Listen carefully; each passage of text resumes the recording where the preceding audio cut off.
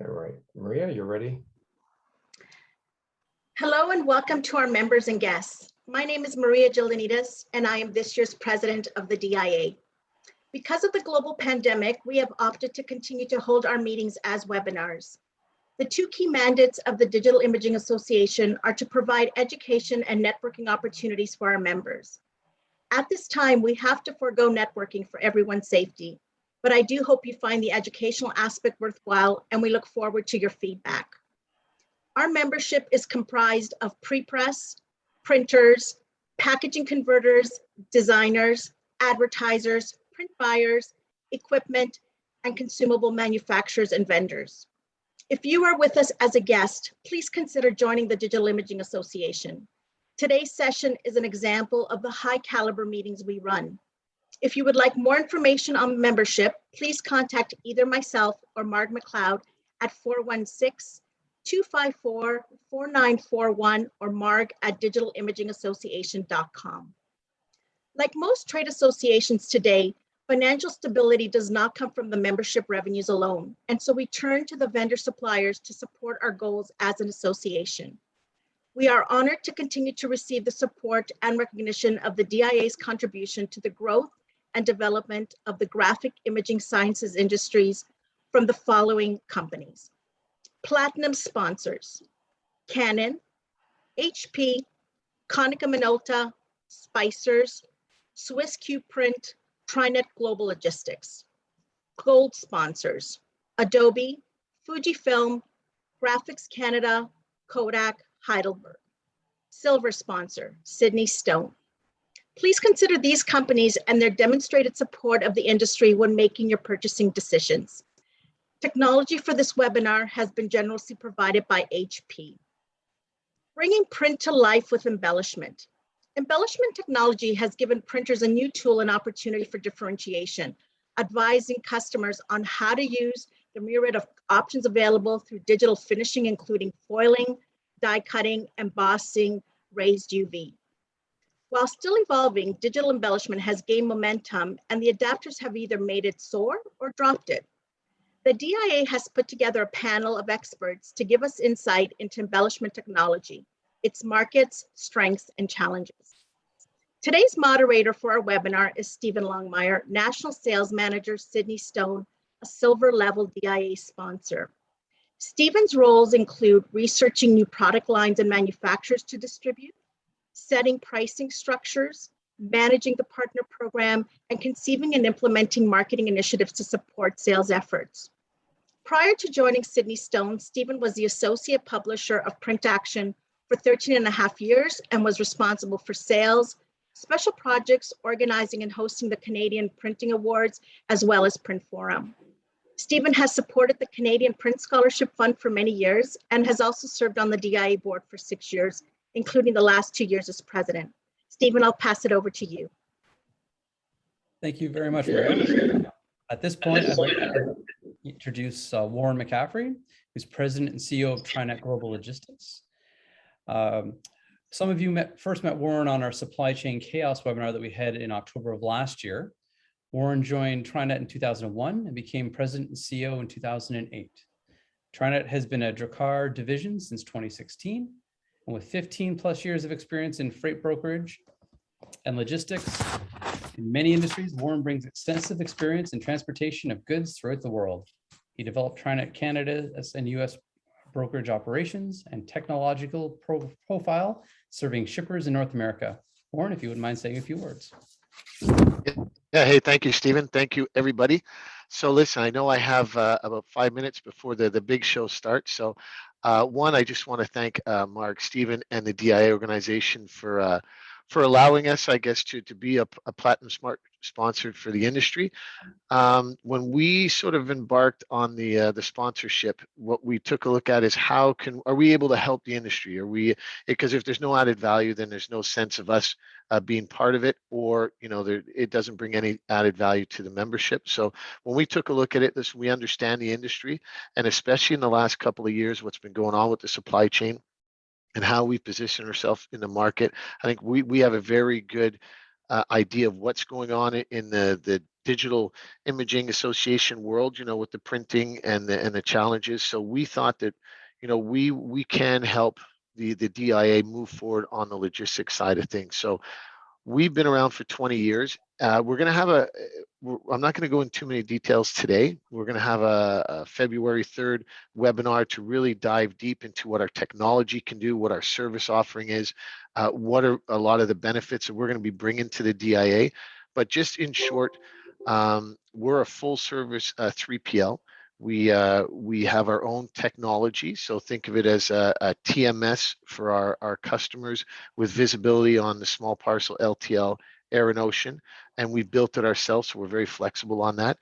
We're one of the largest distribution centers in Quebec, so we have 1.8 thousand square feet of pick, pack, and ship. So think of an Amazon. So we compete head to head with Amazon's customers like David's Tea, use our services to distribute across North America. We also are increasing our warehousing footprint. So in the GTA, we're going to have, in the next 3 months, we'll have 125,000 square feet of warehousing. And we're growing our footprint in Montreal to another 250,000 square feet. So overall, we have our freight side, which, if the freight brokerage side where you call in for rates, but we also have our managed business, which we see is that's our fastest growing segment, because in today's world, you can't find people to work. Technology is moving so fast that companies don't have the budgets to implement new technology. So our managed business is really an outsource model where we take a look at everything, we analyze everything, we give you the technology, we bring in lean management solutions to help you navigate through the world. And we also, sit on your table, around the table, to be a consultant to your logistics needs. So we do all of that, but more than that, what we want to offer the DIA is really to become a sponsor, not a sponsor, but a consultant. Like, we want to become a resource to the association, whether you use TriNet or not. Obviously, it's great if you do, if our services work for you, but if you don't, at least we're going to be there to help you navigate through everything that's going on, with the, we were talking about it just before, about with the drivers, the COVID not being vaccinated. We talk about the challenges with the ocean, with the supply chain, with the just in time. So we want to position ourselves within the DIA membership as being there to help. So we want to make our services accessible. We'll have dedicated people to the association, and more than that is we're going to have the best Caesar at the golf tournament whenever that happens. So we'll be giving out free Caesars when the golf tournament happens. So I'm looking forward to this experience. It's new for us to be within the DIA, but I'm pretty sure we can help whoever needs the help, and we can, try to clear up some of the supply chain challenges everybody's having. So thank you, Stephen. Thank you, Marge. Thank you, board, for letting us be a part of this, and we're looking forward to the adventure. Thanks so much, Warren. At this point, I'd like to introduce our panel for today. First, I'd like to introduce Christine Yardley, who is president and co-owner of Print Panther. Print Panther Incorporated is an award-winning commercial print shop. They provide a truly integrated creative solution for high-end embellishing print. And Print Panther has a rich history of being innovators, embracing specialty inks, finishes, and enhancements. You've probably seen press releases regarding Print Panther and the acquisitions of technology, as Print Panther was the first in Canada to acquire the Xerox Iridesse Production Press, as well as the MGI JETVarnish 3DS and iFoil. Christine is also the founder of eatprintlove.com, which is a resource hub for designers, printers, and anyone else interested in the design and production of print media. Secondly, I'd like to introduce Jason Fubara of Marquee Book Printing Incorporated. He is the general manager. Already more than 40 years have passed since Jason packed his first box of perfect bound books trimmed by his father in his trade bindery shop. His passion for print was contagious, Perfection at every step of production was expected, but of course not attainable. He left the family business, my apologies, and began a journey that exposed him to many areas of the printing industry, from operating all types of bindery equipment to assisting in starting up and later managing a large trade specialty bindery in Toronto, and to another startup for mailing and letter shop. And he later owned a small trade bindery shop himself. He took a leap from trade bindery to commercial print about 10 years ago, which then exposed him to sheet-fed offset, sheet-fed digital, large format, digital web, and web offset. The passion is still there for Jason, along with the pursuit of perfection. And lastly, I'd like to introduce Jeff Peterson, who's the Executive Director of Foil and Specialty Effects Association and Managing Editor of Post Press Magazine. Jeff has 30 years of experience in the foil stamping and embossing industries and has conducted numerous seminars on the subject for various trade shows and conferences, including Print, Graph Expo, Printing United, IADD, and FESA, Odyssey, and others. He is also an accomplished writer, responsible for many technical articles in Post Press, as well as in other industry magazines and publications. Post Press Magazine is a quarterly publication covering graphic finishing and bindery techniques, including foil stamping, embossing, die cutting, UV coating, perfect and mechanical binding, as well as folding and more. I'd like to thank our panel for donating their time today. And I'd like to start off with a few questions for the panel as a whole, but I would like to also encourage our attendees to please submit questions to the panel.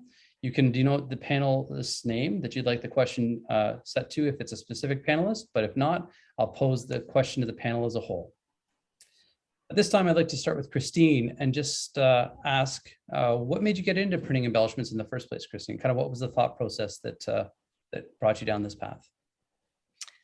Well, I don't think there was any thought process, to be honest, but I was always intrigued by specialty substrates, papers, things like that. I always push the envelope as far as the product we're producing. So when we had the opportunity to see, we did acquire the MGI first before the metallic inks and fluorescent inks.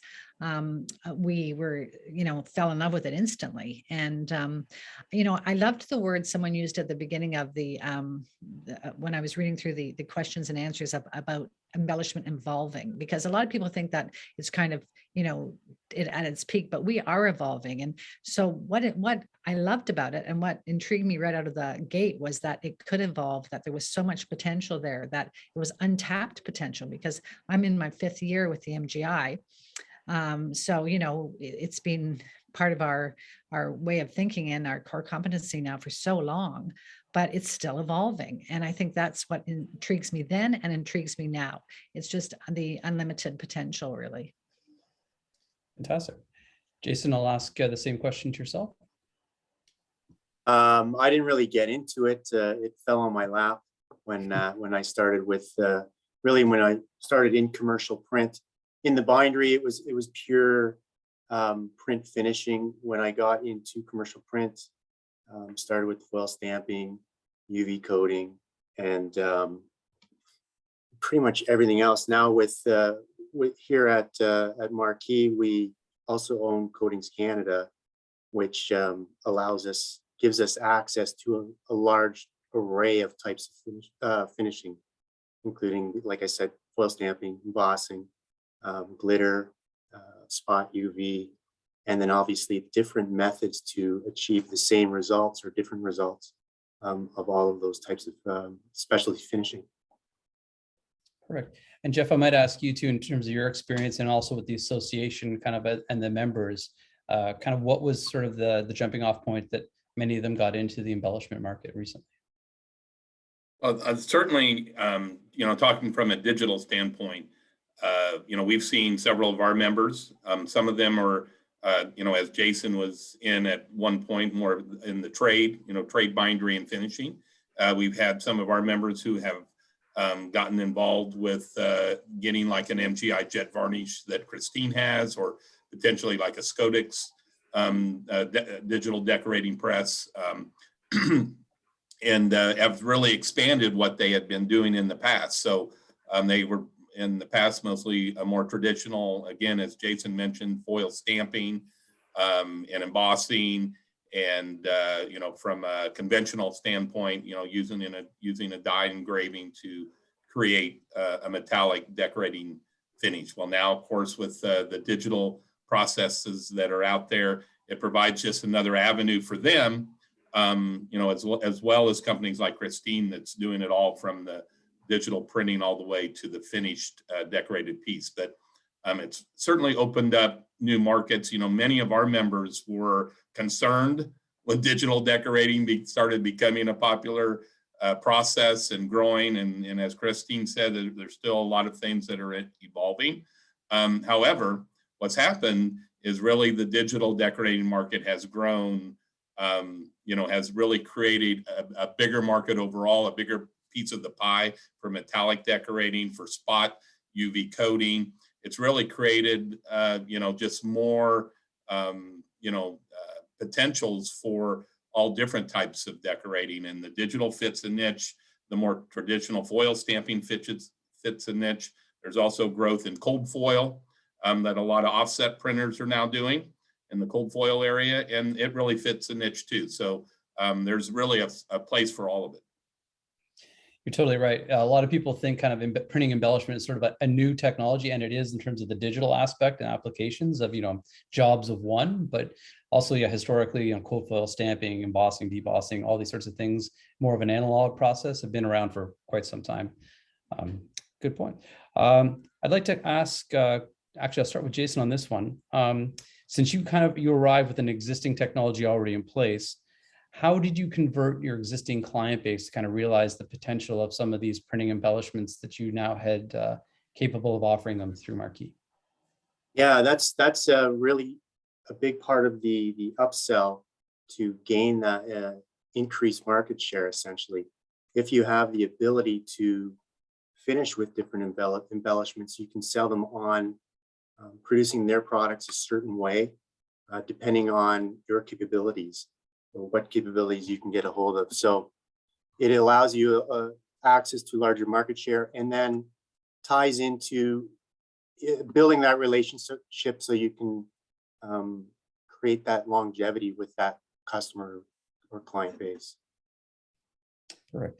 Christine, since you acquired the technology when you're already with Print Panther, how did you grow your customer base? Was it going to market, promoting? I know you sat on a lot of panels as well. I remember meeting you, goodness, years ago through some of the trade shows as well too. How did you kind of grow your customers of existing base with the new technology?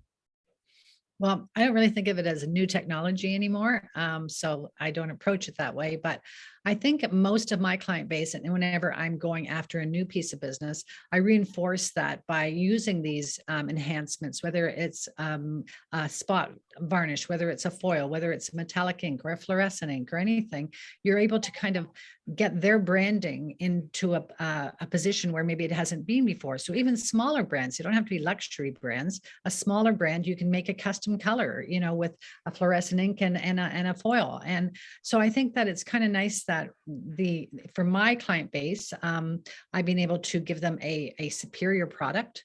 And if I'm going after a new piece of business, I can basically give them anything they can dream of, So I don't approach it as a printed piece of paper. I approach it as, how do I make your brand better? And I know that's not a real printer mindset all the time, but it should be, because that's what you're doing. You're printing people's brands. I mean, whether it's, a healthcare company or a cannabis company, I mean, you're trying to make their brand stand out from everyone else's. And to me, if you're not doing it with some kind of embellished print, I don't really understand it. Yeah, sort of the war on the shelf, sort of the battle to be noticed. So Yeah. Definitely. Jeff, do you have anything as well you wanted to add in terms of that, in terms of how some of your customers or yourself have kind of grown existing client base and converting them to go to market with the embellishments? Well, we've, as an association, we've worked on some studies. We work closely with Clemson University on some studies on the impact of embellishments on shelf presence, which has been very interesting. They have eye tracking devices where they can compute where the customers, as those who would worked on the study, would come in and look at different products and see how first fixation of their eyes to which product, and certainly embellishments has a big impact on that. We continue to see a growth in the packaging area for sure, where embellishments continue to be a very important part of what brand owners are looking at using. And Christine kind of just, I know she just mentioned it, but certainly there's some very unique markets right now where embellishments have become very important, and cannabis is certainly a big one. And then you see a lot of these very, another one is like these private brand liquor, or vodka and other types of liquor, and microbrews and so forth. Another area where there's just a lot of competition, and your product standing out makes a big difference. Definitely. It's a great point too, because it conveys a sense of quality and a high end with there's an embellished packaging or label on it in some ways, and it's more profitable as well for the print provider to be able to print that as well too. Usually can charge a higher amount for that product. Christine, I kind of want to touch on your forming of the design community that Eat, Print, Love. I think that's very interesting, because I know a lot of printers that sometimes add the technology. The print buyers themselves maybe can't totally, even if they want to utilize it, the design community doesn't necessarily know how to properly create for the printing embellishments. Do you want to speak to a little bit about that, kind of your experience with the design association that you've been running? Well, it's just a website that I was actually doing for fun, and anything that really intrigued me, I wanted to post. And I have sort of put it on the back burner during the pandemic, because my focus has been required elsewhere, obviously. But I think, from a design point of view, and there's so many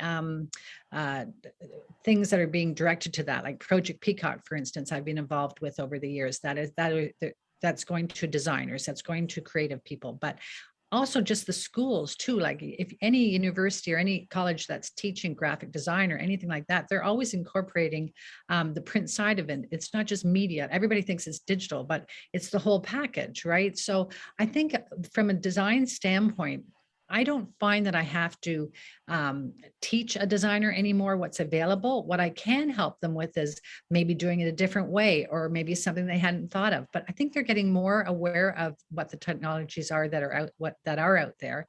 And I think, coming through this pandemic, people want that touch point. So a designer's trying to make a touch point. And if he's trying to make a touch point with a printed piece, there's no other better way than to make it tactile.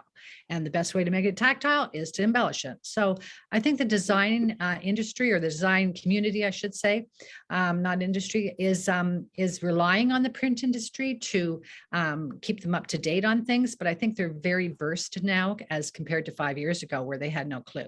They're very versed. And I think more trade shows are going to realize that and dedicate more resources to keeping them informed, kind of like a paper company. Like, I love getting my paper samples, they're so gorgeous, and they always spur me on and give me ideas, right? Well, as printers, we can do that too. And if you're sending that out to an ad agency that has creative director, and you show them a piece, nothing sells it better than seeing it.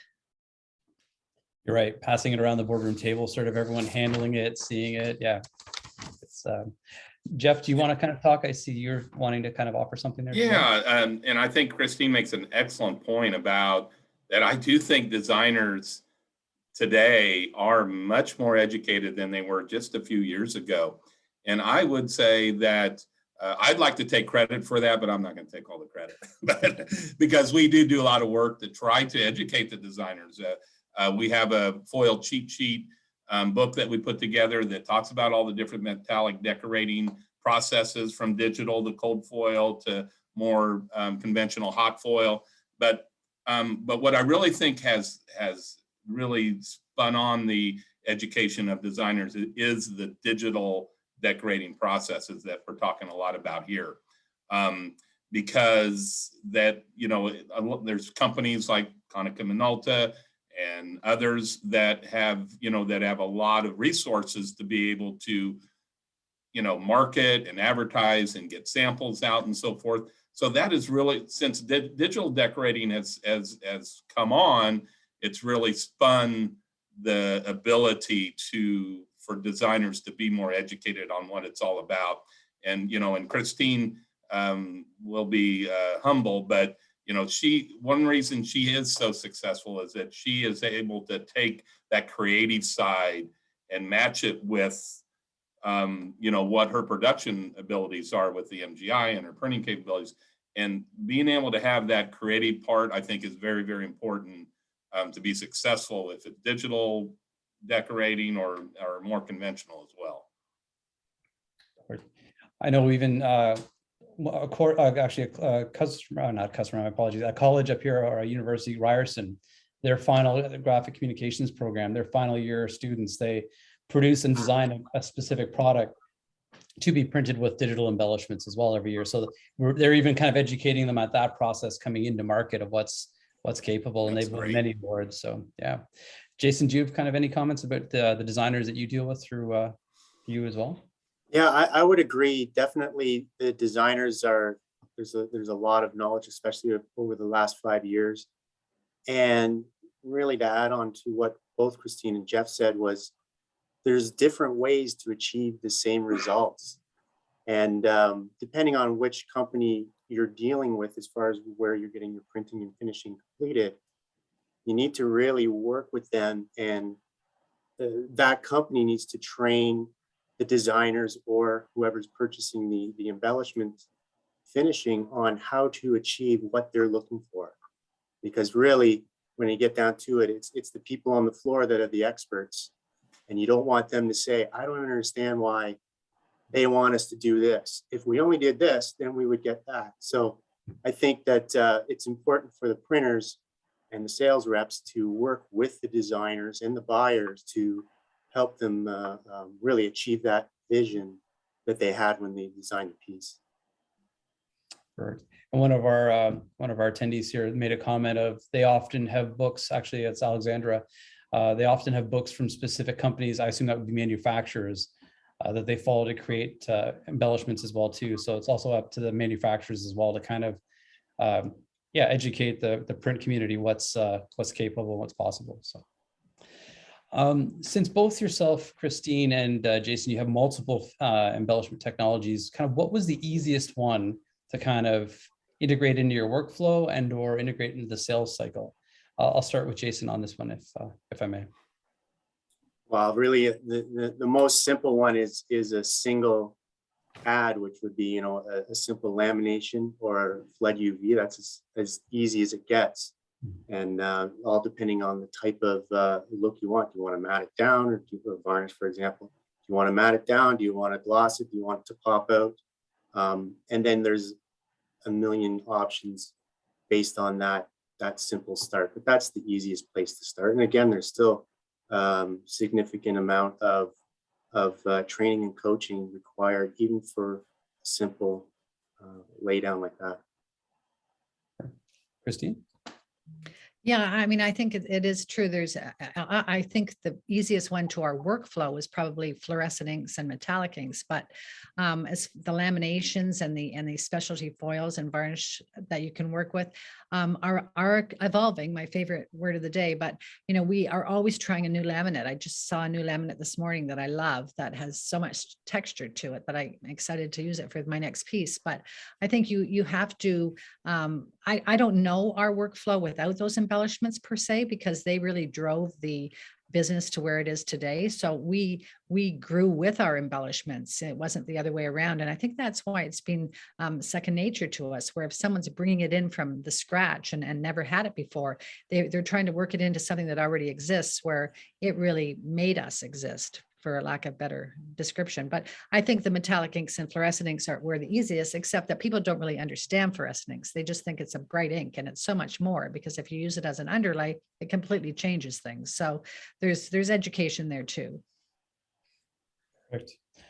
Actually, both Christine and Jason, I know you've also done self-promotion packages in the past, where you've kind of leveraged your technologies you have available to you promoted Print Panther. I remember seeing those at the Canadian Printing Awards being entered, and same thing with Coatings Canada, Jason. I remember seeing this, like all the different finishes and coating options available as well. Are you both continuing to put those forward and put those out in the market as well, or? I'll jump in. We actually, just before COVID hit, obviously the sales reps are grounded. But we created a new package updated with the current capabilities with the Marquee branding. And those are available to our clients and customers in the Toronto area. But absolutely, it's something that we thought was important because, I mean, as much as we can talk about it and communicate over the phone, like you mentioned earlier, you get these products in your hand and you touch it, you feel it, you look at it at different angles in the light, and it helps you decide on which one you want to use for that piece that you're designing, or something that you've done in the past and you want to redesign. Christine, are you continuing to generate those as well too? Kind of like the tactile nature of them? Absolutely. I mean, during the pandemic, I designed the second extreme digital guide for Konica. And actually I did that. I just designed it and printed it and sent them a copy in hopes that they liked it and would buy some. So that worked out well. But, I have to say that creating those pieces are how we learn as our staff learn and everything else. But when I did the second extreme digital, I think it was almost like working through how much life had changed. And I tried to put a message in the copy and the text and the visuals I chose. So it was a really meaningful guide. And I kind of tell people it stopped me from going crazy during the pandemic, as well as, dressing myself up in used foil.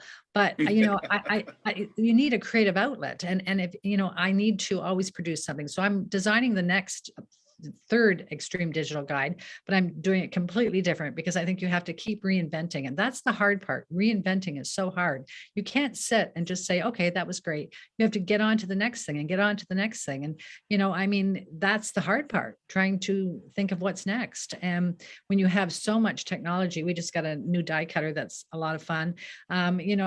We have so much technology that's there and you have people that are excited to use it. You have to keep doing self-promotion. And my self-promotion went through Konica's, stream, but I've also done Print Panther only promotions as well. When we got the fluorescent pink on the Xerox Iridesse, I did a piece for that, Into the Bright. And again, it was a bit of coming out of the pandemic and into the bright, and people wanting tactile, people wanting something different, people wanting bright and happy and not digital, people wanting a printed piece in their hands. Absolutely. Jeff, you're nodding emphatically here. You must see a lot coming through the association as well too, of examples of your members and their promotional materials as well. Yes, and we preach samples, samples, samples, and Jason and Christine are both saying that. To me, that is the most important thing. If it's from an end user or a designer, or certainly even a printer who may be looking for something new, added value. We use the word added value a lot. Printers need to separate themselves. Having that, utilizing embellishments, if it's foil or specialty UV coatings, raised UV, Jason mentioned glitter UV. There's a lot of different things you can do with coatings and a lot of different things you can do with foil as well. So samples are very important. Christine, the newest extreme digital guide she did was just beautiful. It won one of our best of shows for our FSEA Gold Leaf Awards this past year. It was an awesome piece.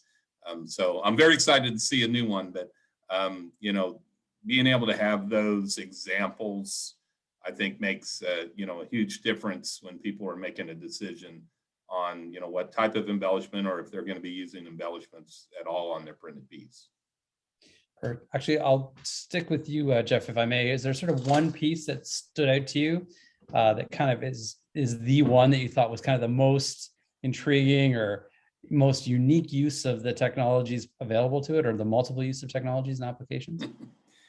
Wow, that's a tough question. I just mentioned we have an awards competition that we do every year that's very specific to use of foils, embossing, specialty UV coatings, laser cutting, anything that's used, that is considered under that embellishment umbrella. So we just get some unbelievable, fabulous pieces in every year. Christine's guide, the Extreme Konica Minolta guide was certainly one of the most beautiful pieces. It had so many different things. We had a piece that was done by one of our members in Canada, Revere Croquet, that's up in Montreal, Maybe Stephen, do you know Patrick possibly up in Absolutely. at his facility? He's more of a traditional trade finisher in Montreal. He did a piece this past year that was just simply unbelievable with like 9 or 10 passes of conventional, hot stamping foil and a passive embossing, very, registered embossing. Those were two of the most incredible pieces we saw, that came across this year. And it's great because it's two different types, from what Christine does with her digital embellishments with coatings and spot coatings and foils and textures, to the more traditional, foil stamping and embossing and so forth. So, there's just some amazing stuff out there, and a lot of being done in cold foil, or even, in different metallics that are being put down, and then they're overprinted with 4-color process. There's some amazing things being done with that, out there as well. Jason, is there sort of something that stands out, one of your customers' jobs that you worked on, or even maybe something you did internally, almost like a show off piece to see what you could accomplish? Not recently. I'd say in the book publishing, they're relatively similar to a degree, but we do get into the ones that take multiple layers, I guess, like you said, Jeff. And I think the ones that do jump out would be a really high-end jacket that has, 2 or 3 treatments here. You got a matte texture to it, finish along with the UV, the embossing. There'll be a foil aspect to it, and then the level of detail required, and to hit the spots with conventional equipment rather than digital is always a huge challenge. So to do that successfully and have a nice piece at the end is always great.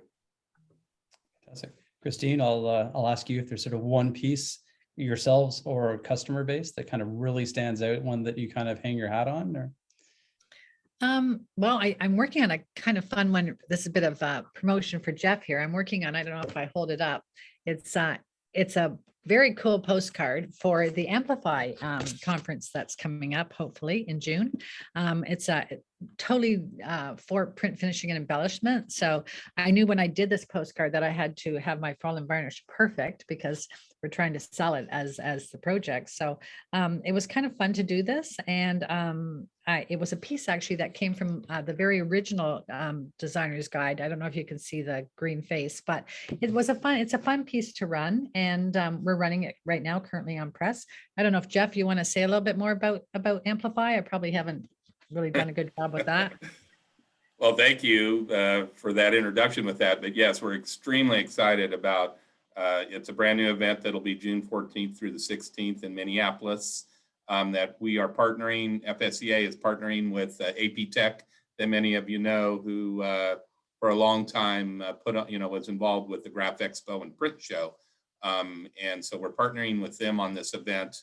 And as Christine mentioned, it's going to be very focused to the embellishments and print finishing. Bindery will be part of it as well. And one of the things we've talked about today that we're really excited about is bringing the creatives and the designers in on this event. We'll have machinery running there that's going to be doing embellishments, foils, and coatings. All of the foil suppliers will be there to show their examples, and die suppliers, digital decorating, conventional decorating, bindery equipment, coating equipment. So we're excited about the event, that it'll have that focus. Christine will be involved in it. And we have many companies. Canon's going to be involved from the digital side, and Heidelberg will be involved with the event as well. We've just established them as a sponsor. So a lot of good things happening. So middle of June. So those are on. Make a note of that. Hopefully we'll all be in a good spot that we'll be able to have that event. It'll be great. I look forward to traveling again for work as well as personal. That's yes. Let's all hope. I'll open this kind of to the panel as a whole. I know you may not necessarily be able to speak, obviously not from first experience, but why do you think some customers or some printers struggle with integrating specifically digital embellishments into their customer base? And I'll open up to the panel as a whole if anyone wants to jump in on that. I think I mentioned this earlier. I think printers or some of our members who are finishers who have dived into the digital side, there can be a struggle if you don't bring in that creative side. And again, I mentioned it earlier that I think Christine and her company, Print Panther, has been very successful because they understand that they need to be on top of showing examples of when they get a new customer or potential customer, that they're showing something, as she mentioned earlier, how they can better brand their brand by utilizing specialty effects and special coatings, tactile coatings, foils. So you really have to be on top of that. If you're sitting around waiting for people to bring a job to you on the back of your dock and, hey, add digital coating to this, if that's what, and you're hoping somebody else is going to sell it, then it's going to be a struggle.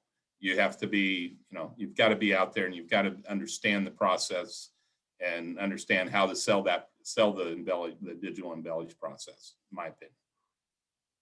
Yeah, I agree. It has to be more than a printed page. You have to get rid of that commodity printer kind of mindset. You have to focus on, it's the specialty aspect of it. And maybe you have to have a completely separate division that is just focusing on the specialty, because trying to, I think, merge it into large shops often is a struggle because of that commodity mindset. And I have spoken to larger printers, much larger than myself, that have tried to incorporate it. And the creative is definitely a drawback, but a lot of them have great pre-press and they do have creative, but it's still the sales guy that's going out there at the end of the day and having that mindset that it's more than a printed sheet of paper, and I guess if their clients come to them and say, can you give this to me? Then they'll say, well, yes, we can. But to go out there and promote it, like I said, I started with only my embellished prints. So I had a unique opportunity to only know it.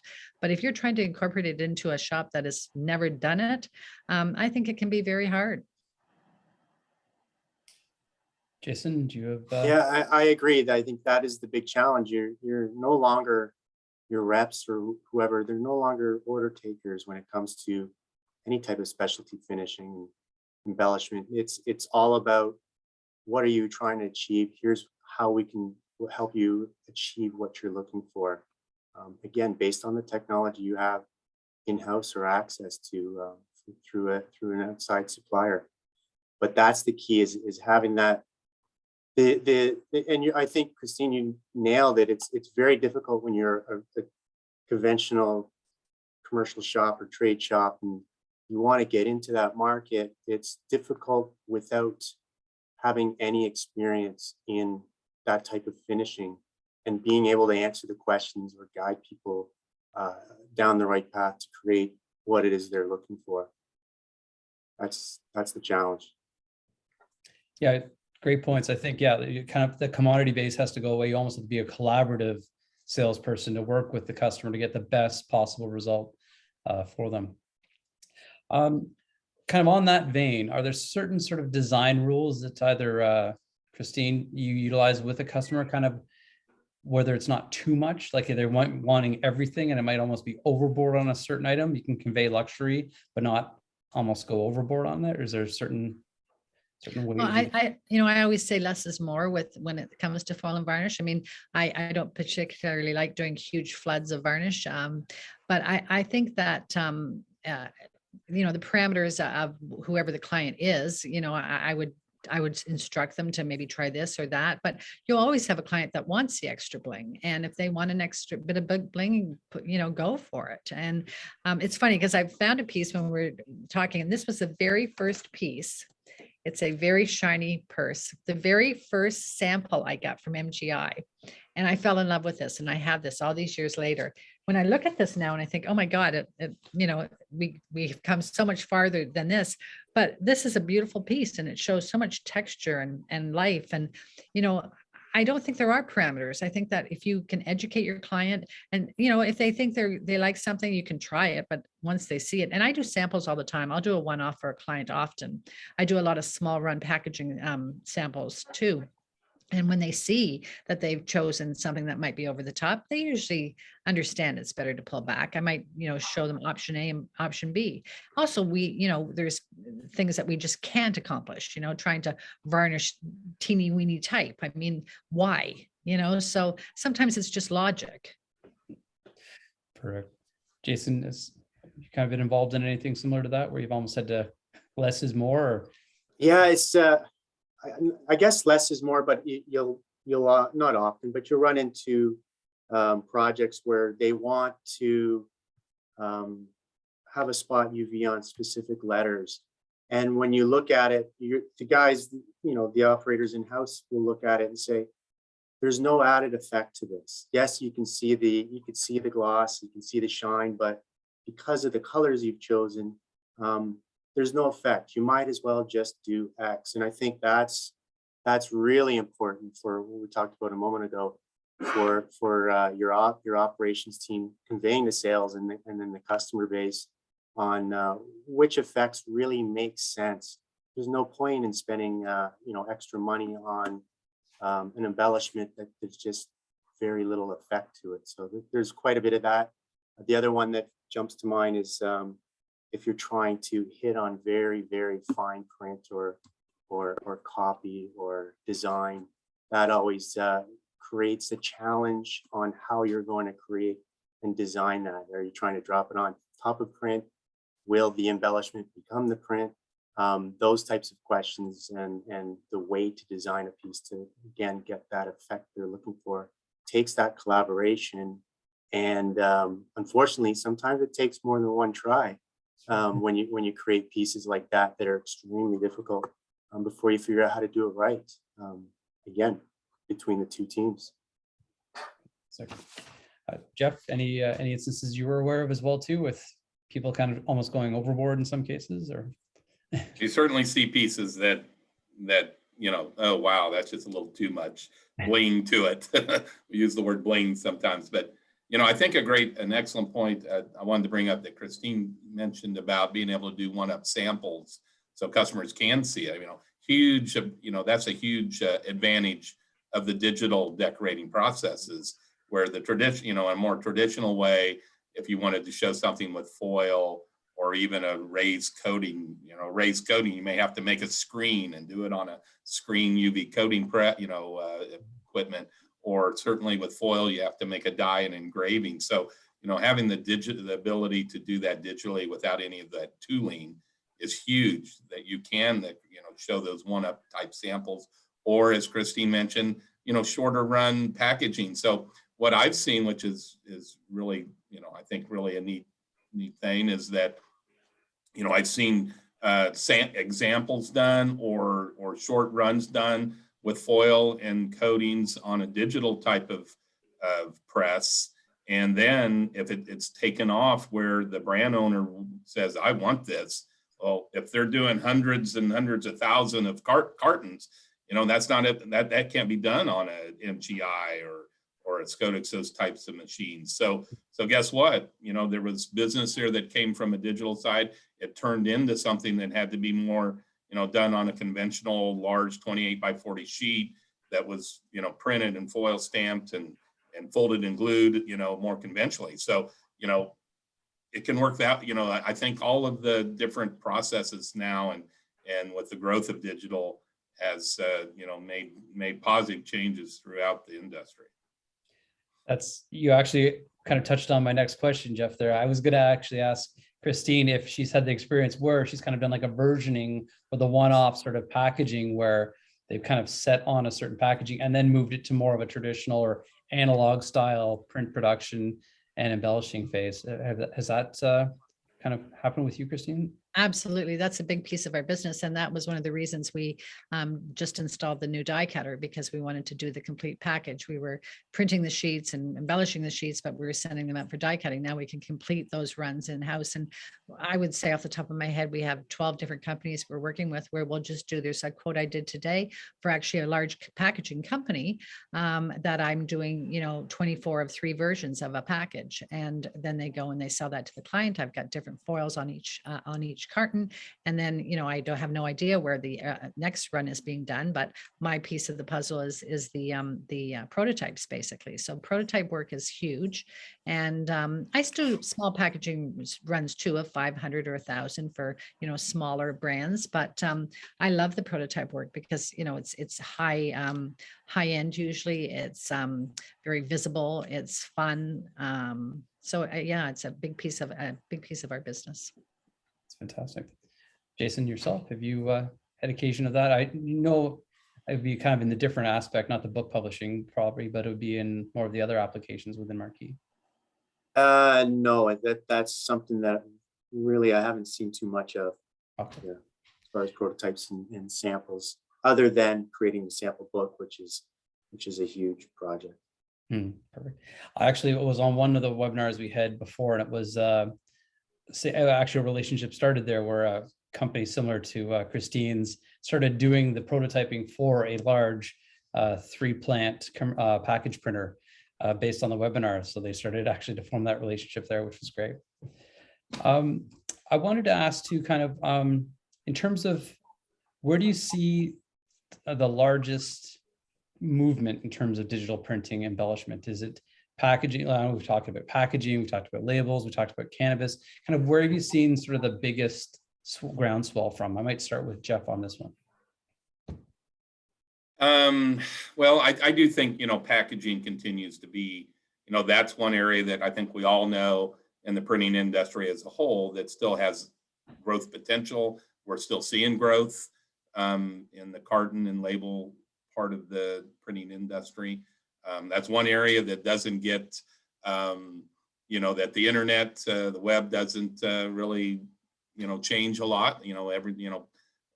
Products have to be packaged, and we talked about earlier the importance of products standing out. Brand owners, creatives have all come to understand that if their product stands out, it's a positive. So certainly we continue to see growth in that area.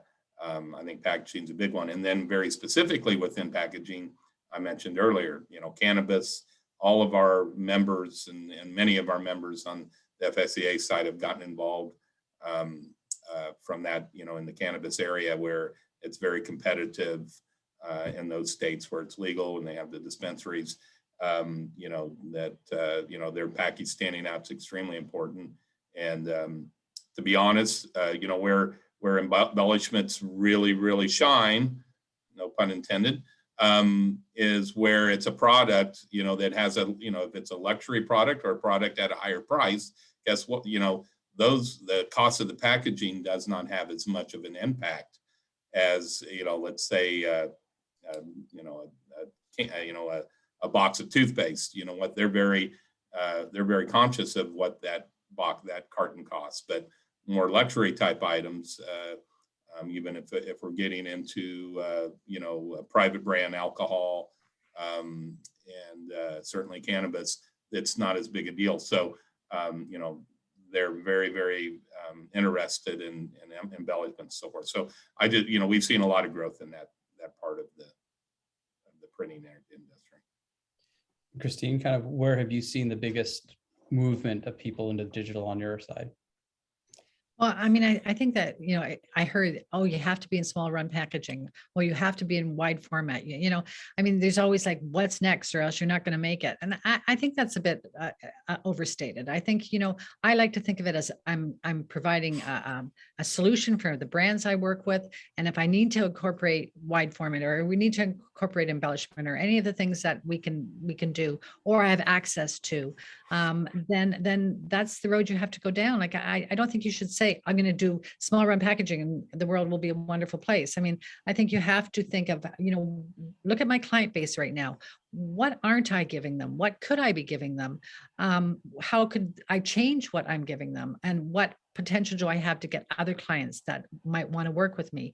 And so I wouldn't dive into small run packaging or dive into wide format without thinking, can I make this work for any of my clients? And I think it's more being a solution for your client, not cherry picking, you know, and I think someone mentioned a few minutes ago that, you know, being adaptable and having access to things. So there's a lot of things I can't do, but I have access to someone who can. And I think that's important too. You know, you can't be everything to everyone. That's a good point, because the more people that get into certain markets, the easier it is to commoditize the value of that product, but without having the expertise to back it up, they can't really provide the finished product that the customer needs. So it's sort of damaging almost that market segment.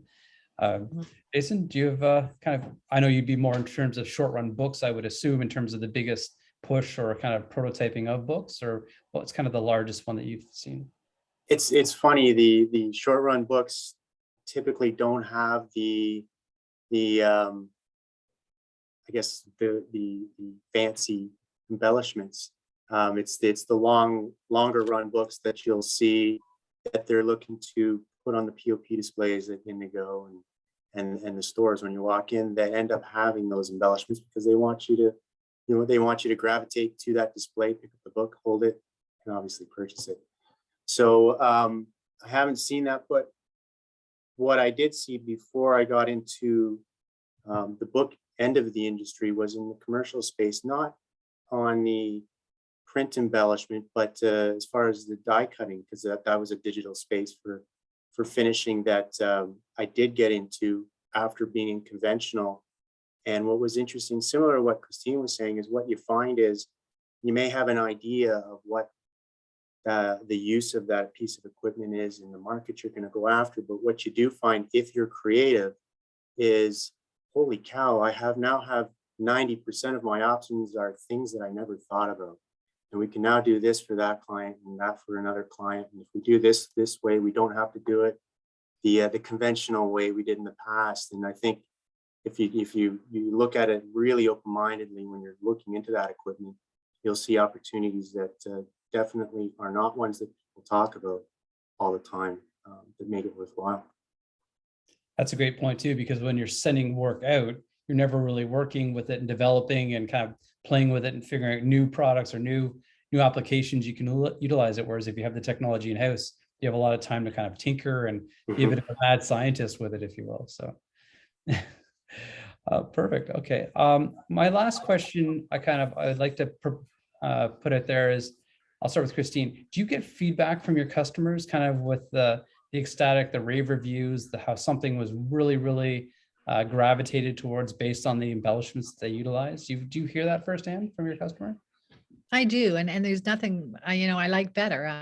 And we did a lot of Christmas packaging and Christmas cards this year for clients that wanted to send out something to their customers because they haven't been able to see them in person. And I had a lot of people say like, oh, wow, that was fantastic. I loved it. And, what a difference it made to our Christmas cards, or what a difference it made to our cookie boxes. And you like hearing that, because we do go that extra mile, and it's really nice to hear it, so yeah, I get feedback all the time, actually. I'm very fortunate that way.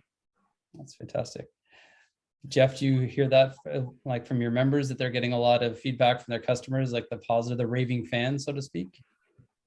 And I definitely hear that, on maybe some specific, applications and something that just went over really, really well. I always look at it as that if you see, it could be a folded, it could be a carton, it could be a direct mail piece, whatever it might be. If you see that you get a rerun and they're continuing to embellish and add foil or coatings to that piece, then I think that tells you they know it's successful. Probably our challenge in our industry, especially from a brand owner, consumer product type thing, they don't want to share that information on how successful it is. They want to keep it to themselves. That it's been very successful. I can one of the several of our members are involved with like Capital One, the work, the direct mail work that they do, and a lot of their direct mail is embellished with foil and embossing, and they continue to add foil embossing to their direct mail pieces for credit cards and so forth. and that has continued on the last several years. So I think without getting somebody that tells you, you can look at those types of results and see that they continue to do it, that it's been successful in their marketing campaigns. Also referrals, of course. If you do something for a client and you get a referral to do something for another client in the same industry, you know you've done something right. There you go. Definitely. Good point. And Jason, yourself, I'm sure maybe book reorder, like rerunning of certain books that were really kind of highlighted at the POP level in store, or? Well, it would, for me, it'd be a somebody that's changed the creative or the way they're finishing a book in the cover, and just getting that feedback that they absolutely love it. Those are my favorite emails, and always can't wait to pass them on to the team here, because really it's them that figured out what's going to look good, and then that the reps were able to sell it. Oh, that's fantastic. I know just for myself, I have a stack of print action covers that I had the opportunity of doing embellished covers on over my 13 and a half years. I'd like to say I have every issue. I don't. I kept the ones that were the very cool embellished ones, and my wife doesn't really get how excited I am about them, but it's always fun to have that. At this point, I'd like to very much thank our panel today for hosting. Paul, if you wouldn't mind putting up our sponsor slides here. I'd also very much like to thank our platinum sponsors, Canon, HP, Konica Minolta, Spicers, Swiss Q Print, and TriNet, as well as our gold sponsors, Adobe, Fujifilm, Graphics Canada, Kodak, Heidelberg, and our silver sponsor, Sydney Stone. The technology today was provided by HP. I'd like to remind everyone of our next webinar that's taking place Thursday, February the 3rd, 12:30 Eastern Time. For more information, you can contact Marg, M-A-R-G, at digitalimagingassociation.com. Be sure to mark your calendar for the February 23rd webinar as well, which is going to be the big shift to new era marketing. Will be taking place same time at 12:30 to 1:30. I'd like to thank you for joining today. I'd very much like to thank the panel, Christine, Jason, and Jeff, for your great insights. The time flew. In appreciation of our panel's generous contribution of their time and knowledge today, we're going to be making a donation on behalf of the Don Gain Canadian Print Scholarship Fund in your names. And I'd like to thank everyone so much. Have a great day, everyone, and thank you again to the panel. Thanks. Thank you. Thank you.